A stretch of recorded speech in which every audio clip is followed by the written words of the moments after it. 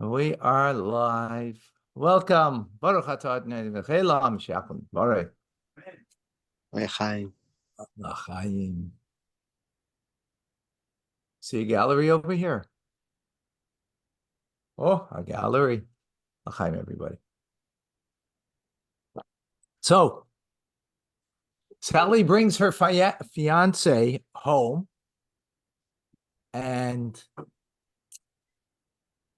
parents meeting him for the first time. Ragged pair of pants. Hairstyle that was unusual. Many tattoos and ear piercings. Hello. You're Erica. You're downstairs.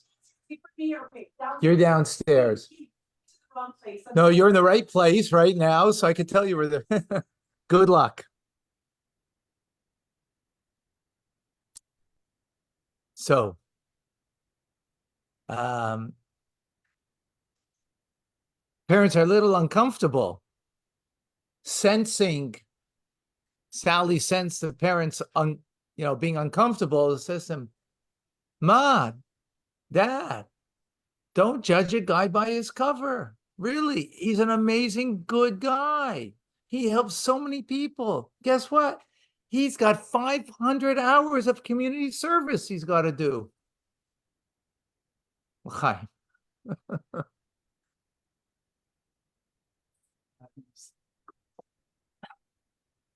So, folks, how do we look at a person? What makes the person? Is it the clothes that makes the man and the woman? Is it's one's personality?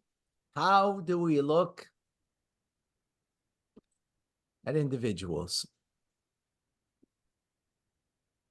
So, this week's Parsha, it's all about the clothes. It's the clothes that make the Kohen. The Kohen and the Kohen Gadol. That's what makes them. In the Beis Hamikdash, they were required, the Kohanim, to wear special garments in the Mishkan and then later in the Beis Hamikdash. Let us go. Let us share. Well, I have it here. So this one? Yeah.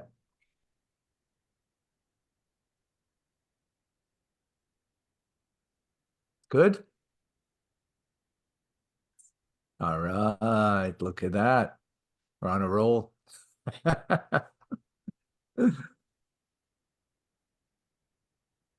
All right. Can you see the text?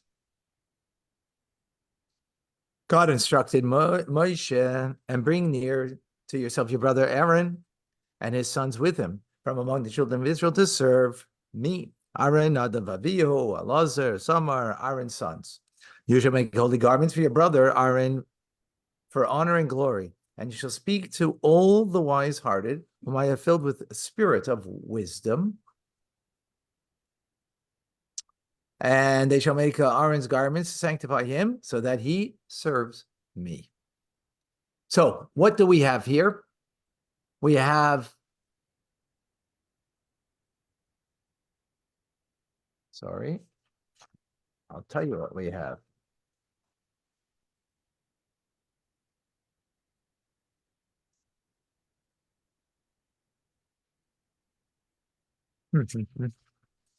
Where's the picture that I wanted of everything?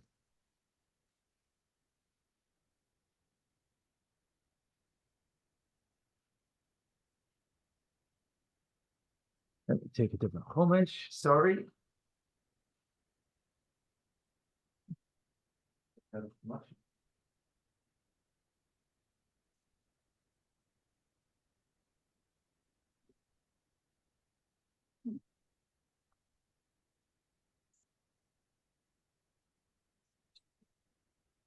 How are you?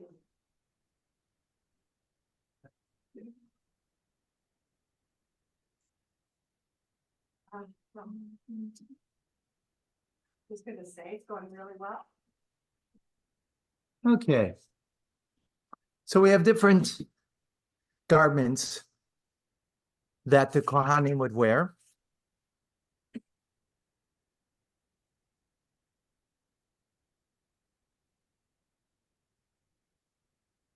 They wore the regular Kohen priest would wear three garments: a tunic, a turban, a sash, and a hat. That's what they wore. Four things. Ksainis is a long tunic, goes to the heels. Then they had mechnasayim, a knee-length trousers. Then they had an avnet, a long sash, and migbois is a linen turban. Kohen Gadol, the high priest, had four more. Chayshin,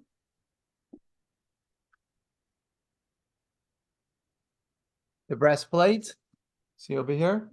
The breastplate. The me'il, a robe.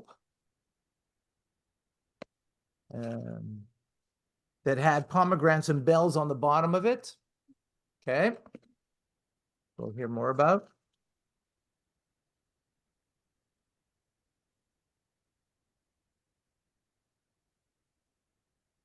An ephod, which is a backwards apron. Over here, you can see. Sorry, there's no pictures over here. And a tzitz, which was a forehead plate. As you can see over here, it was on the forehead, a golden plate. Those are the 8 garments that the Kohen Gadol would wear. Okay? It's in the entirety in the book of Exodus, Shmois, chapter 28. Very comprehensive. We started today when we started Chumash Rashi in the morning, which tomorrow, if you want to join us it'll be around 8:40 in the morning. You can join us online, either here on Zoom or actually this is the same as we're doing now, either here at Chabad on Zoom or on Chabad Zichra and Facebook. And you'll get a lot of the details. It's very detailed. Now, let's get into some of the details. At the end, actually, it says, at the end of all of the details, it says, and you shall be warned by Aaron and his sons when they enter the tent of meeting, or when they approach the altar to serve the tabernacle, so they will not bear iniquity and die. It shall be perpetual statute for him and his descendants after him. So, not such a subtle implication over here, the verse is saying, going to die. If what? Rashi says, the verse states that the Kohanim serve in the tabernacle, clothed in priestly garments, they will not die. This teaches us that the Kohen who serves in the tabernacle without priestly garments is punished by death. Death doesn't mean by a court of law, it doesn't mean physical death, it means death by the hands of heaven. In other words, they would die an early death if they did not service properly. So folks, there's no dress down Fridays. Not if you're a Kohen, at least, right? Do they wear tzitzis? What? Do they wear tzitzis?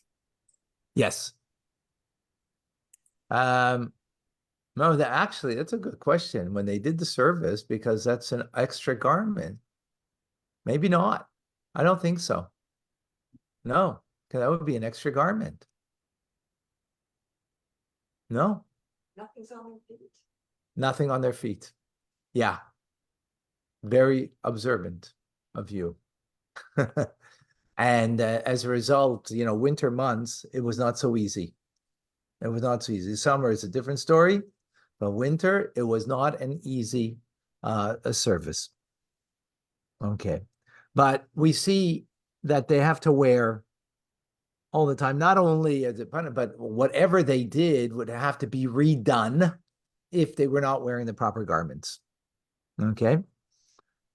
What happens if the Kohen simply walked in within the proper garments or was wearing 3 out of the 4, for example, but he wasn't doing any service at the time. He was just walking around. So the Rambam tells us clearly that there is no punishment for that. Text 3a, Sefer Mitzvahs, Rambam says, the 33rd mitzvah is that Kohanim are commanded to wear special garments for honor and glory, and they only then can they serve in the tabernacle as stated in the Torah. This is the mitzvah in detail. There are 8 garments for the high priest, Kohen Gadol, 4 for the regular Kohen. Anytime a Kohen serves, very important, serves, while missing one of the garments, his service is invalid and he incurs a penalty of death at the hands of heaven. So that's the key word over here, is that he serves, right?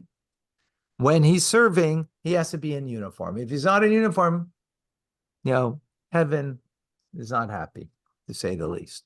Pretty straightforward. Let's continue reading. And now we switch to the Kohen Gadol. Here he was speaking about the Kohen, all right? That the Kohen, only when he's serving. Now the Kohen Gadol, the Rambam says the following. It is a mitzvah for the Kohen Gadol, the high priest, to wear these garments, as the sages and the Sifra derive from the verse, Aaron did all that God commanded Moshe. It says in Leviticus, this means that he wore the priestly garments.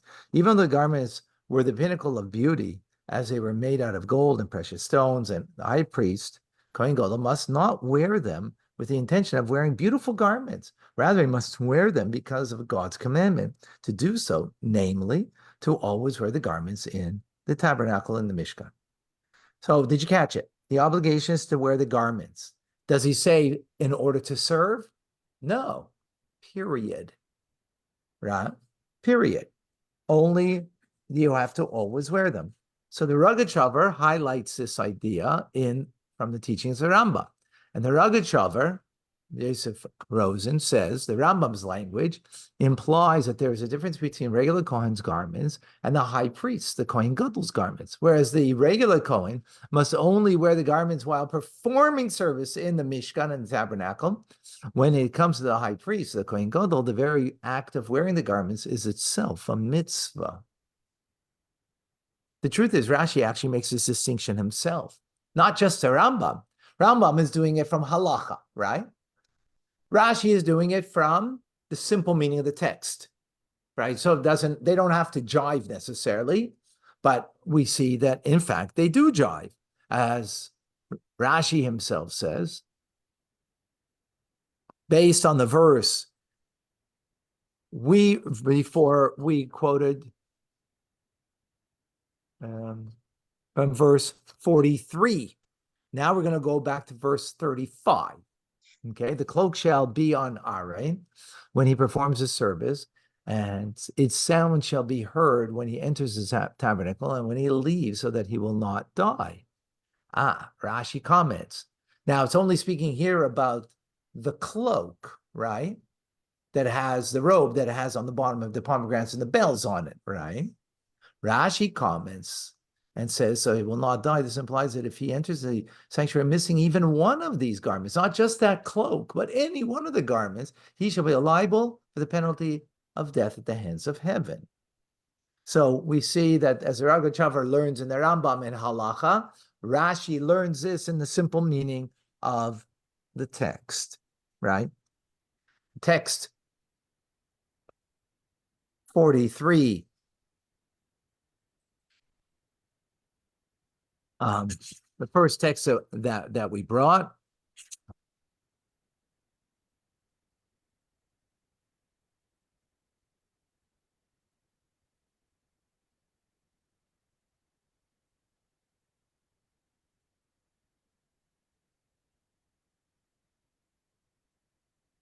Speaking about service.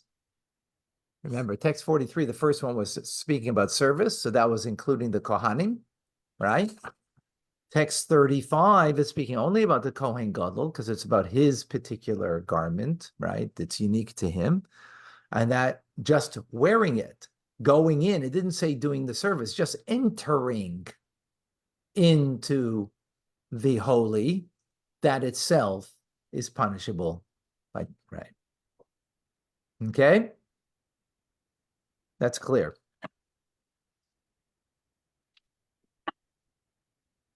So the obvious question, what's the distinction between the Kohen and the Kohen Gadol? That the Kohen, only when they serve, are they punishable by death? The Kohen Gadol, even when he just walks around in the sanctuary, he walks around in the temple, and he's not dressed or he's lacking one of the garments, he's punishable by death by the hands of heaven. Okay. Let's re-examine some of the verses that describe the Kohen Gadol's garments. Okay. Well, not re-examine because we didn't actually examine them yet. Let's look into having a little more understanding. If we go to text number 6. So this is speaking about the ephod.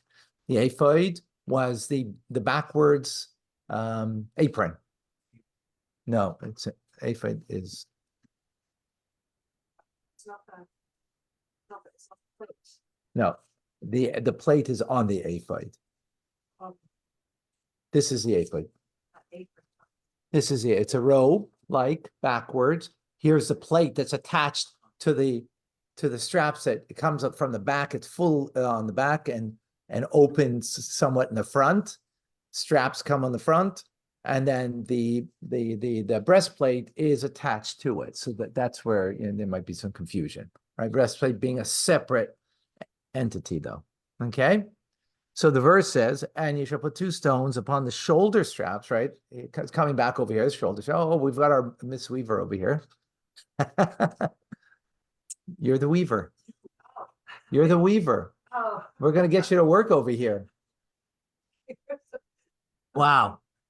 Helen, right before the class, she's on the phone with another lady that wants to learn how to weave so you can weave and make some hats for the soldiers in Israel. Wow. Isn't that amazing? How apropos was that to the class? My gosh. Recruiting one this evening. You're a prophetess. You're obviously a prophetess. Okay. So back to the ranch. You shall put the 2 stones upon the shoulder straps, right? They're coming from the backside, the soldiers of the ephod, as stones, as a remembrance of the children of Israel. 6 here, 6 here on the stones, mentioning the 12 tribes. And Aaron shall carry their names before God upon the 2 shoulders as a remembrance. Okay? Got it? The choshen, which is the breastplate. This is the choshen, right? We all know that, this breastplate. So the verse says, thus Aaron shall carry the names of the children of Israel in the choshen of judgment over the heart, because it comes here in the front, over his heart, when it enters the holy, as a remembrance before God at all times. Got it? So again, the 12 tribes are inscribed here. 12 tribes are inscribed here. Yes. Excellent. And then we have finally the me'il. The me'il is that long robe. It's a long robe that has the bells, right? Underneath it, there's a katanas, is like a t-shirt, like a t-shirt, and this is like the outer on top of that. Okay, so that robe, it shall be on Aaron, right? Because he's the high priest, he's the Kohen Gadol, when he performs the service, and it shall sound, and its sound shall be heard when he enters the holy before God. That's the sounds of the bells on the bottom and the pomegranates that make noise, and when he leaves, so that he will not die. Okay. And the final thing is the tzitz. The tzitz, actually, the word says, Kadosh LaHashem, holy to God. Question, right? That was over here. Okay. Did you see anything, any parallels between the 3 garments?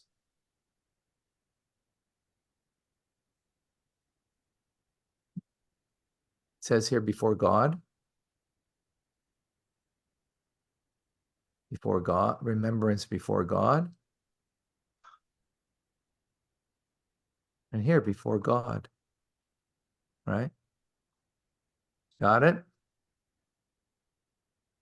In other words, what we see here very clearly, that being just in the sanctuary is a place called before God, and therefore the Kohen Gadol must swear it. In other words, not because he's doing a function. The Kohen, when he's doing a function of service, he's got to be fully garbed with the 4 garbs that the Kohen wears. The Kohen Gadol, even when he's not doing a function, he is in the sanctuary. He is before God. That itself, the Torah says, he must be fully garbed. So we see the source for it very clearly. Yes? The concept of before God. But still, in a way, this makes our question even stronger.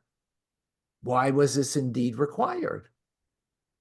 The verse is saying it, we get it, right? It's saying you're before God, and therefore this is what you need to do. But what does that mean? What is unique about that, right? It's not even in the function of acting as a Kohen Gadol, but it's just being in the sanctuary. That in itself is obligates him to be fully garbed, so much so that if he isn't, and even though he's not doing anything functional, he's not doing any service, yet he would have an early demise. Okay.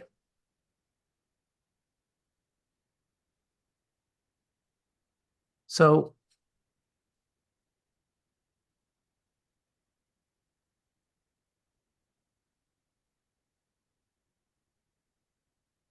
there's something unique about the Kohen Gadol. Gadol means great, big, right? The holiest of the holy.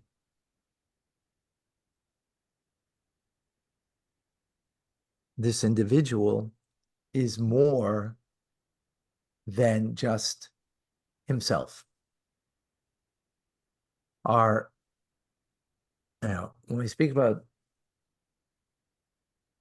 the Jewish people, a term that's used is called tzibur. Tzibur means a congregation, like the shliach tzibur. I don't know if you've heard the team. That means the emissary of the tzibur, of the congregation. Who's that? The one who leads the service. It's called the shliach tzibur. Called machazan in other places, right? The chazan is just, like the cantor, right? The cantor is about the person, but that's not really what the person really is. The person there is representing the rest of the congregation. The word tzibur is made up of the word tzaddik, beis, reish. Tzaddik stands for tzaddik, a righteous person, right? Beis is for beinani, intermediate person, and reish is rasha, an evil person. Is that clear? Right? 3 types of people that there are amongst the Jewish people: the righteous, the beinani, the intermediate, and the rasha. Okay? The Kohen Gadol is a representative of all 3 of them. Not only is he a representative of all 3 of them, he's an embodiment of all 3 of them. How's he an embodiment of all 3 of them? By his heart, he has the 12 tribes. That's the embodiment of the entire Jewish people. Correct? Right? What is the difference between a tzaddik and anybody else? Is they've converted their heart. That's why the Choshen is a place where God's communication comes to the Kohen Gadol, because he's converted his heart, that he doesn't have any negativity in his heart. So the Kohen Gadol is an embodiment of that. He carries that, of all the tzaddikim, on him. The me'il is on the bottom, has a pomegranate. Tell Bubby I didn't get the email and she can go into the office if she can print it, okay? I'm teaching, so if she can just go into the office and go into her email and print it. I didn't, okay?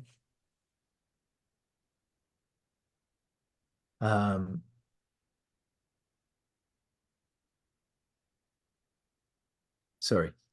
So the pomegranates are, the Talmud tells us that a Jew, as distant and as they might be from God, are still like a pomegranate is full of seeds.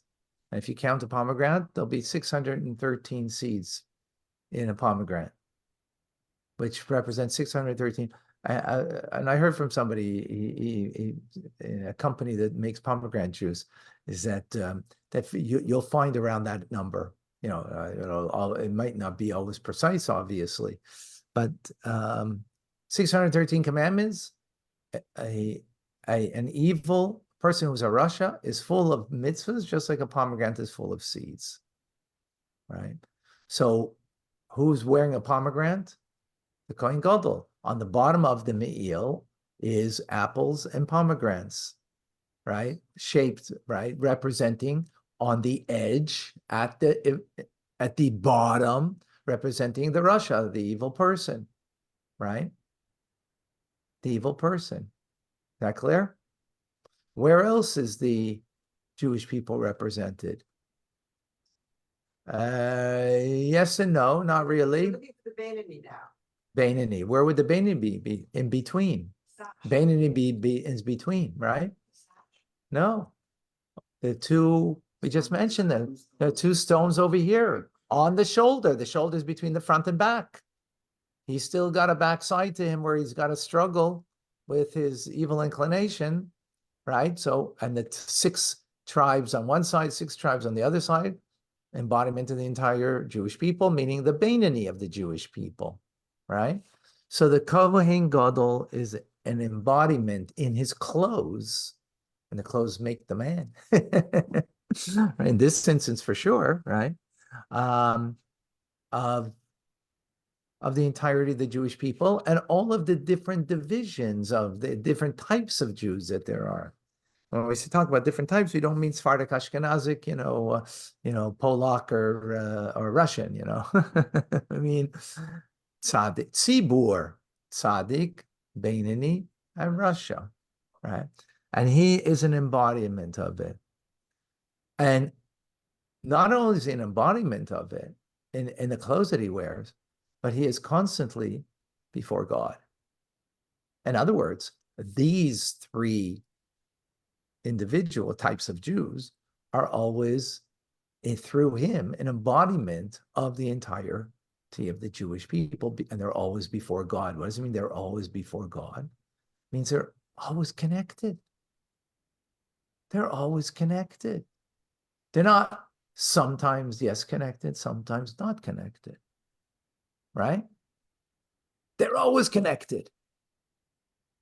They're always connected. Therefore, that's why the Kohen Gadol has to always wear his garments. Because it's not only when he's serving God is he an embodiment of the entire Jewish people that are connected to God, inherently so, right?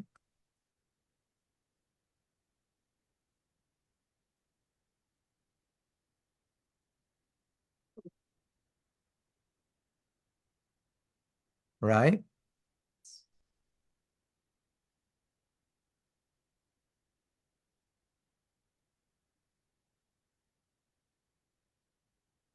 So his garb is a reflection of who he is. He's still not. The embodiment. Well, no, he's something more than he is. He's an embodiment in the entire Jewish people. He doesn't wear them, he's a cold. He's still the embodiment of the Jewish people. No, but okay, but that you're not before God then. In other words, you're right. When he's home, he's still right. Okay, but this is just bringing out the idea that in the sanctuary you're always before God. The Jewish soul is always before God. Even someone who's a sinner is always before God because their soul is connected to God. Therefore, he as always has to be wearing because that soul that he's representing is before God, connected at all times. Therefore, he must wear it at all times.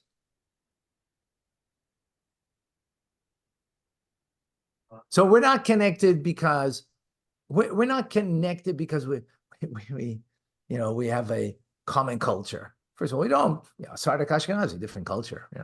We're not connected because right now what's going on in anti-Semitism, that has a common bond between all of us. Anti-Semitism. No, we have a much more deeper connection because anti-Semitism rises and waxes and wanes, right? Sometimes it's not there. So what's connecting us is the neshama that we have, that is a pure soul that's always standing before God, as is embodied by the Kohen Gadol. Is that clear?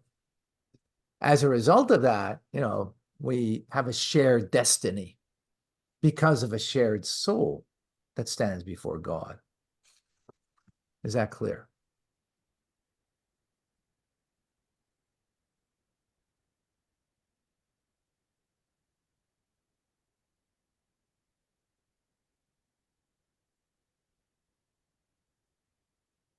Rabbi, from this week's Sikha, when a high priest would enter the tabernacle representing all different types of Jews, he would create that remembrance before God. This is why the law states that if he even entered the tabernacle missing one of the garments, he's liable to the death penalty by the hands of heaven. To create this remembrance before God, one must represent every kind of Jew. Even the high priest would even enter missing a representation of even one category of Jew. His very act of entering is problematic. The remembrance and the resulting union of the Jewish people with God is absolute. It contains no subdivisions whatsoever. It includes all Jews as one. Consequently, even if one type of Jew is not represented, the entire representation was absent. So it's like you're missing one Jew, you're missing the entire Jewish people. You're missing the Russia, he doesn't have the robe. You're missing the Russia, missing the entire Jewish people. You're missing the Beinani, you're missing the entire. Wow. Very powerful. And that's what it says in Pirkei Avos, Al tifish min hatzibor, don't separate yourself from the tzibor. The word tzibor, as we said, tzaddik, Beinani, Russia, right? That each person must join the community to complete the Jewish people. Because we are one. We are, in fact, one, right? And with this, then we can understand that this idea in the Parsha, which speaks about the Ketores. Ketores is the incense that was offered in the inner altar.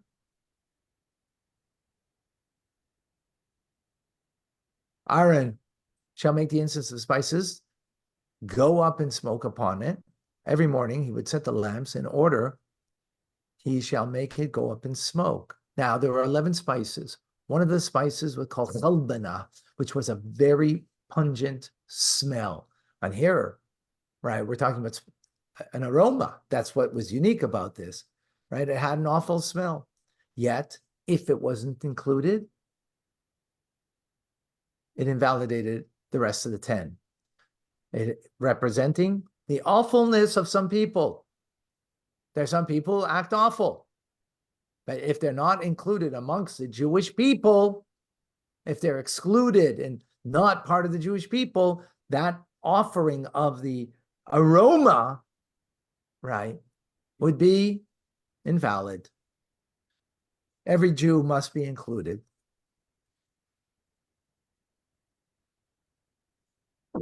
Every Jew must be included. Now, so with that, we can understand. With this, we can understand what it means, the importance of the Kohen Gadol also, right? The Kohen Gadol has the power to unite all the Jews. A Rebbe is the Kohen Gadol, right? Who is the embodiment of all souls of the Jewish people. and therefore has the power to unite all of the Jewish souls together as one.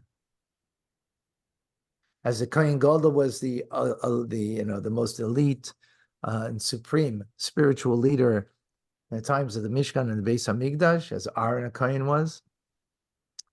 So in every generation, there's that individual who is able to bring the people together, and how each and every one is inclusive. Now, that's from the Kohen Gadol what he accomplishes, and therefore that's an awareness that we need to have of how we are literally one whole community. And if there's one element missing, one individual missing, then there's a lack in the tzibur, in the community. Together with that, though, the kohen, when he did his service, if they were lacking a garment, then they were also punishable, right? In other words, although inherently we are bound up and therefore we are a community, whether you feel you're part of the community of the Jewish people, whether you don't feel it, you are indeed, in fact, you are, no doubt. At the same time, and that's something that the Kohen Gadol embodies that and teaches that, thank you, and teaches that. Leave the middle door open, okay? Because people are coming now. At the same time, and we have to recognize that, and that's the power that the Kohen Gadol, the Rebbe of every generation, gives us the power to recognize and to bring the people together. At the same time, though, a Kohen, which is each and every one of us, that we are here also in the service of God, we need to know that in our service of God, we also have to wear our uniform, our clothing. When? In the time of service. In the time of service, when we're learning Torah, we have to be in our uniform. When we're davening, we have to be in our uniform. In other words, there is a functionality. The Kohen, only in the function of their purpose did they have to wear their uniform. The truth is, when it comes to purpose, we always have a purpose. Whenever you're engaged in the purpose, you have to know that you have a uniform that you also wear. In other words, you also represent something. Even though you're not the Kohen Gadol, but you do represent. We represent God Almighty, and Jew has a uniform, where that it's recognizable that this person is Jewish. And even though, in these times, some people might be frightened, but on the contrary, this is a time to show and to have the Gain Yaakov, the Jewish pride in who and what we are, and to be open about that. So in the function of acting like a Jew, yes, we have our uniform. We have what we have to take pride in who we are, in serving God, and that, if we recognize that we also have a capability of serving God. Serving God doesn't just merely mean in the temple, of course, and the Mishkan. It means in our daily routine and activity, and that we do that with great pride and privilege. So those are the two things. How do you look at a person? Well, you look at their function, but before they have a function, they are part of something. They're part of the Jewish people, an intrinsic part of the Jewish people. And yes, there's a distinction. The Kohen Gadol did wear different garments representing different elements in the Jewish people. So there is a distinction, but that distinction is not in value, because if one's missing, it invalidates everything in him and what he does, right? So yes, there's distinction, but in the distinction, there is no difference, which is very powerful. So even the Rasha, who's on the fringe, who's, A naysayer is still a part, an integral part. And, just needs to be aroused, to be awoken, that they have a function. They have a beautiful function that they can serve. They can openly serve Hashem, and they can wear their uniform and do what they need to do to fulfill what they need to fulfill. L'chaim. And with that, thank you. L'chaim. All right. Rabbi, God bless you all. Rabbi, Blessings. Thank you, Yes. Rabbi. Thank you, Rabbi. Thank you. Rabbi, Yes. thank you, everyone. With Ah. regards to the story you started at the beginning about this individual, this daughter. A bit louder. A bit louder. I can't hear you. About this daughter introducing her boyfriend to her parents. Yeah. And that he has ragged clothing, whatever. Don't judge a book by its cover. Members of the Ku Klux Klan wear very fine clothing. They Right. were a group of men in Europe, in a particular country, very fine clothing, never Yes. messy. So one has to be very careful. Absolutely. Thank you for Okay? sharing that. Is the person honest? Is the person, maybe the person can't afford, but you know what I'm saying? It's the behavior. Sorry, Yeah. but you have to be very careful. Yes, I hope you got the joke though. Of course, of course, of course. Okay. I did. Okay, I I just make sure they got that. All right. Thank you, folks. Thank you. Bye. Bye. Bye. Bye.